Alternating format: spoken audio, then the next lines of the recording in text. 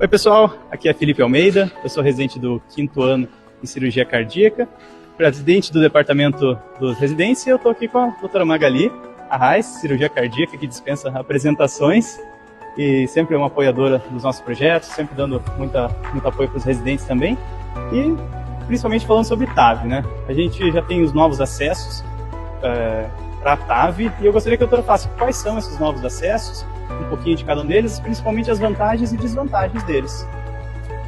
Olá, Felipe. Olá, é um prazer estar aqui mais uma vez, sempre prestigiando os residentes de cirurgia cardiovascular. A sociedade tem uma visão maravilhosa de incentivar esse grupo, é essencial para a viabilidade da nossa especialidade, inclusive. Eu, como cirurgiã cardiovascular, estou envolvida com TAV antes de chegar ao Brasil e desde que chegou ao Brasil. Eu participei do desenvolvimento no Brasil dessa técnica, né, que é o implante de prótese transcatéter, e nós temos alguns acessos alternativos ao acesso transfemoral. Sabemos que o acesso transfemoral é o principal, é o mais utilizado, é o mais recomendado, mas como cirurgiões cardiovasculares, nós somos capacitados e certificados para realizar esse procedimento pelos acessos alternativos. Então é muito importante que os cirurgiões tenham esse conhecimento e esse treinamento para realizar essa técnica. Dentro dos acessos alternativos, o primeiro que foi utilizado foi o acesso transapical, que é entrar pela ponta do coração. A grande vantagem é porque ele é um acesso curto, direto, e você já vai por via anterógrada. Você segue o fluxo do coração e você chega diretamente à aorta por um trajeto muito curto. Desvantagem: você abre o tórax, você perfura a ponta do coração, tem que suturar ali aquela área, e por vezes isso você pode ter algum problema com o coração, tecido mais friável, principalmente em pacientes mais idosos. Outra via de acesso, a via transaórtica, que é uma via em que você, através ou de uma minitoracotomia ou de uma esternotomia, você aborda diretamente a aorta. E aí também é um acesso curto, só que assim como o transfemoral, ele é retrógrado. Ele vai cair direto ali na válvula aórtica e você pode realizar o procedimento.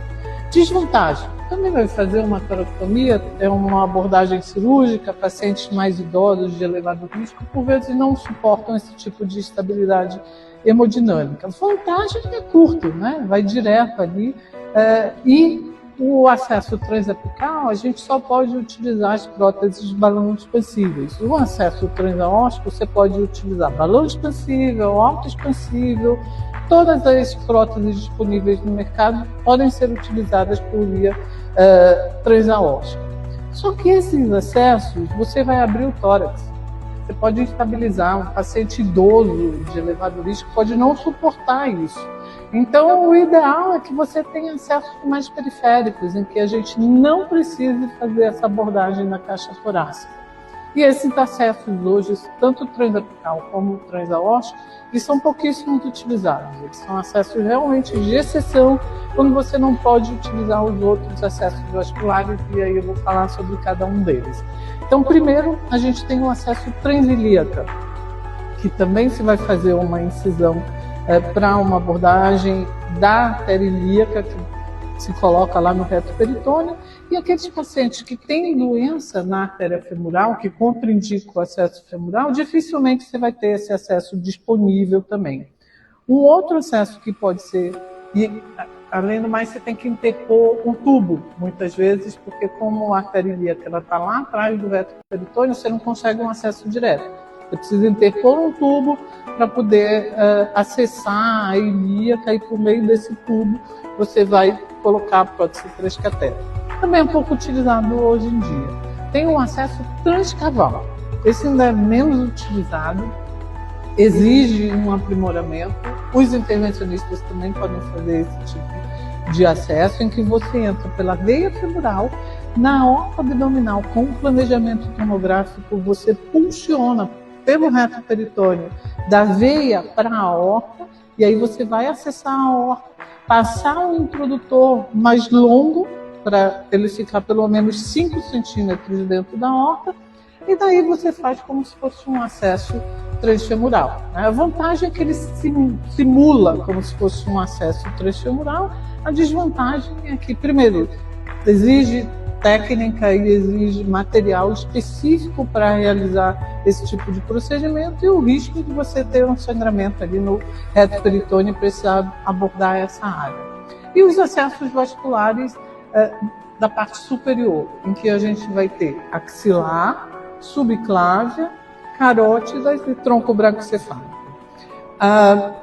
Esses são acessos vasculares mais periféricos e que a gente consegue acessar. Qual é o problema? Calibre. Primeiro, axilar e subclávia. Você pode ter dificuldade com o calibre, a mesma dificuldade que você tem com a femoral, doença aterosclerótica, redução do calibre, você pode ter aqui em cima também. Carótida, fluxo cerebral. Você pode ter problema com redução do fluxo cerebral e eventos como um AVC no pós-operatório desses pacientes. Para os dois casos é necessário um planejamento muito importante. Você tem que ver o fluxo cerebral, você tem que ver se esse paciente não tem nenhum impedimento, se o polígono de Willis ele é bem formado e você não tem nenhum impedimento da circulação cerebral, tanto pelas carótidas como pelas artérias vertebrais, para que você não tenha nenhum evento cerebrovascular no pós-operatório. O tronco braquicefálico, hoje em dia, é um dos meus acessos preferidos. Primeiro que, como cirurgião, a gente faz uma abordagem muito pequena aqui próximo da fórmula external e por meio dessa abordagem você consegue chegar ao tronco braquicefálico, que é a junção da subclávia direita com a carótida direita. Ele geralmente é calibroso, os dispositivos eles não vão obstruir totalmente o fluxo cerebral anterógrado, então você consegue manter o fluxo cerebral anterógrado. Ele é direto, reto, mais curto, como é o transaórtico, você pode utilizar com todas as próteses disponíveis no mercado. A única desvantagem, tem que fazer uma abordagem cirúrgica. Carótida e braquicefálico, até hoje em dia a abordagem cirúrgica, tem que abrir. Subclávia e axilar, a gente pode fazer com técnica de preoclusão, utilizando os dispositivos de preoclusão, os mesmos que a gente utiliza na artéria femoral. Muito bom, doutora. Foi uma aula completíssima aqui que a gente teve de todos esses acessos. E é muito interessante saber que existem técnicas diferentes e que a gente pode adaptar para diferentes perfis de paciente que a gente tem. Exatamente. O que a gente precisa ter em mente é que pacientes candidatos à TAV, além da gente avaliar a doença aórtica, a gente precisa ter uma avaliação completa para escolher a melhor via de acesso. E um cirurgião que faz parte de um grupo de TAV, ele precisa estar preparado para realizar esses acessos alternativos e poder brindar um paciente de elevado risco cirúrgico com esse tipo de procedimento. Muito bom. Então, doutora Magali, muito obrigado pela aula que a senhora deu aqui pra gente e muito obrigado a todos vocês também que estão assistindo.